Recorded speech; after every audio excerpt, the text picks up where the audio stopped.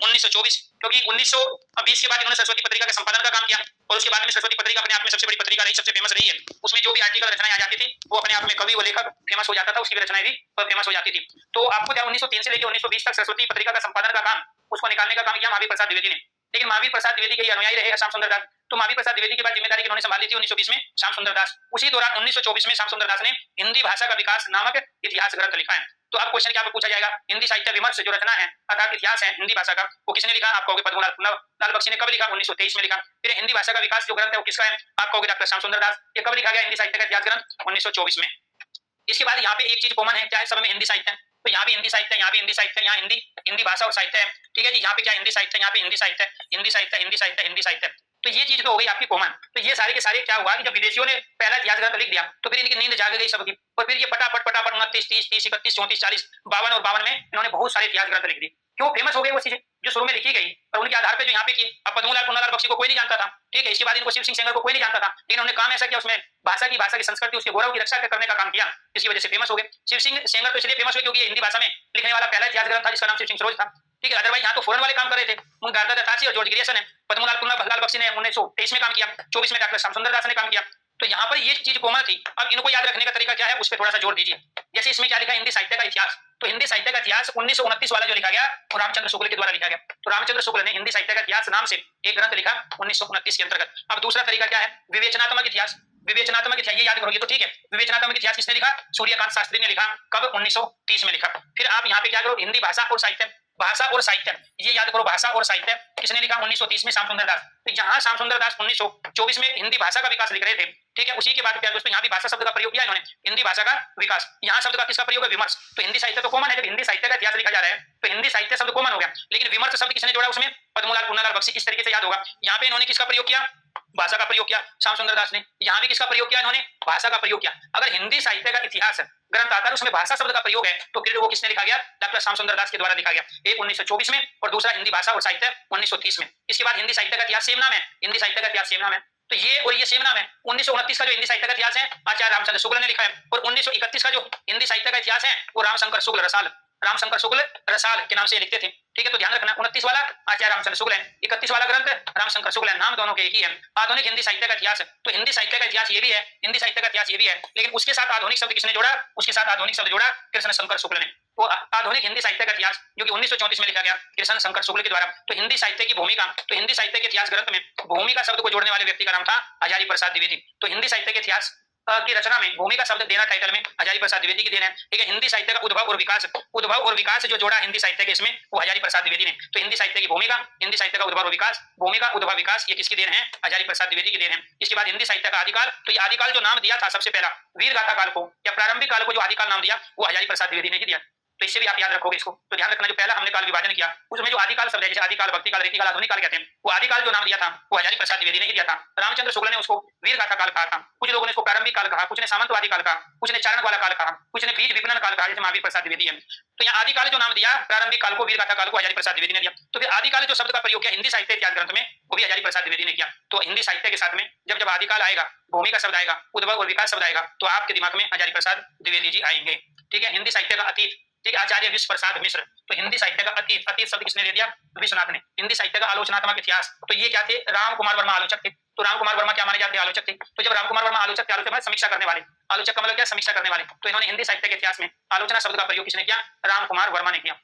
तो ये आपको ध्यान रखना है। हिंदी साहित्य का इतिहास सेम यही रामचंद्र शुक्ल ने प्रयोग किया था 1929 में। 1929 में रामचंद्र शुक्ल। हिंदी साहित्य का सेम नाम 1931 में रमाशंकर शुक्ल, यानी कि दोनों शुक्ल ने सेम नाम से हिंदी साहित्य लिखा। एक ने 29 या रामचंद्र शुक्ल बड़े थे, एक ने 31 में प्रयोग किया जो रसाल के नाम से जाने जाते थे। फिर सेम नाम आ गया। हिंदी साहित्य का इतिहास 1973 वाला जो लिखा है वो डॉक्टर नगेंद्र ने लिखा है। आधुनिक हिंदी साहित्य का इतिहास बच्चन ने लिखा है। आधुनिक शब्द का प्रयोग एक बार पहले भी हो चुका है, ये आपको ध्यान रखना है। आधुनिक हिंदी साहित्य का इतिहास 1934 है, कृष्ण शंकर शुक्ल। तो कृष्ण शंकर शुक्ल ने 1934 में आधुनिक हिंदी साहित्य का इतिहास लिखा। आधुनिक हिंदी साहित्य का इतिहास सेम नाम है, लेकिन यहाँ क्या है? सन अलग है, 1978। तो 1978 वाला आधुनिक हिंदी साहित्य का ग्रंथ बच्चन सिंह ने लिखा है। हिंदी साहित्य और संवेदना शब्द हिंदी साहित्य के साथ किसने जोड़ा?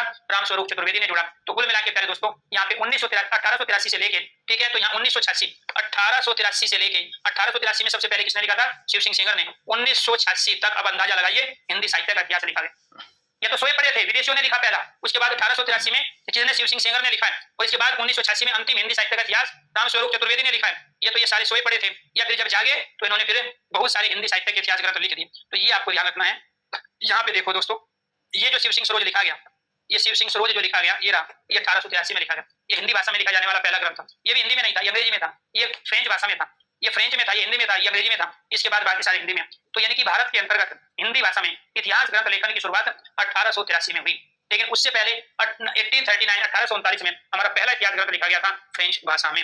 ये आपको ध्यान रखना है, अनेक बार ये क्वेश्चंस आपके पेपर में आएंगे। ऐसी कोई क्लास नहीं होगी दोस्तों जिस क्लास से आपकी परीक्षा में पेपर ना आए, इसलिए थोड़ा सा आपको सीरियस होकर यहाँ पे रहना है। ठीक है जी, अब आ जाओ इस पे।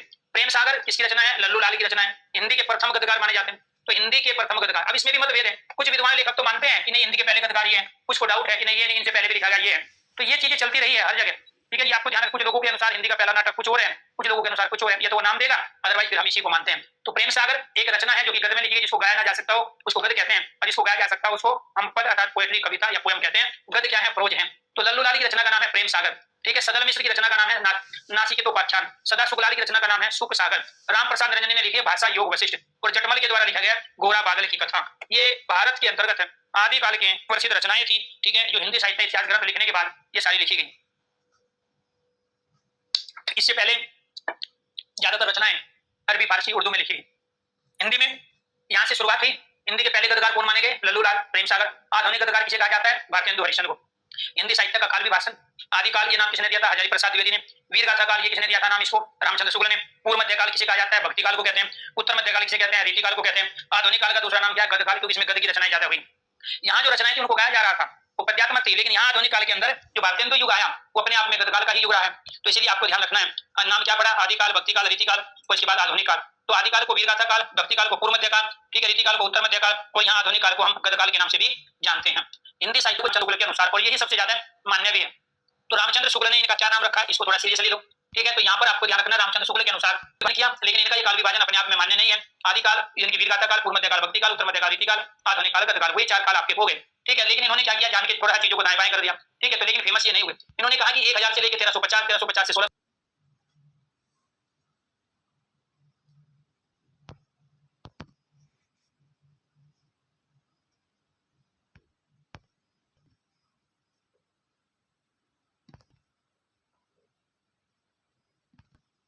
इसको बोलते हैं मुंडी हिंदी।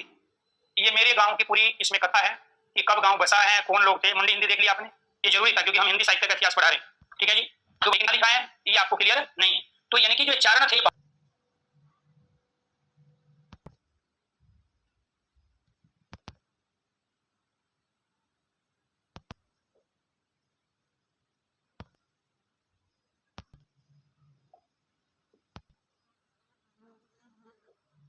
अनुसार लिखा गया। ये क्या था? ये हिंदी भाषा में लिखा गया पहला हमारा इतिहास ग्रंथ था। ये हिंदी का सबसे पहला इतिहास ग्रंथ जो फ्रेंच भाषा में लिखा गया गार्डर तासी के द्वारा, उसका नाम था, इसको क्रमानुसार पढ़ेंगे, आदिकाल, भक्ति काल, रीति काल, आधुनिक काल, उसके